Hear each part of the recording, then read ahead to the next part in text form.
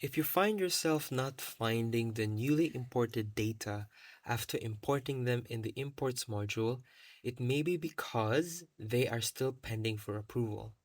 You'll notice that when you, for example, import a new employee profile, the personal data change checkbox is checked by default. Now, if you are not a super admin, this checkbox, the personal data change checkbox, will always be checked by default and you cannot disable it. So, for example, if you have imported a new employee profile and you go to your employees information and then profile, but you can't see the employee profile, it's probably because it still needs to be approved.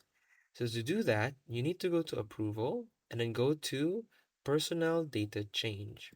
And then here, you should go next to profile and you'll see here the pending employee profiles that needs to be approved. After it's been approved, that's when it will start appearing on the employee profile list. So again, please make sure that if you are importing something, that the personal data change checkbox is either unchecked or make sure to review if the newly imported data has been approved under the personal data change module.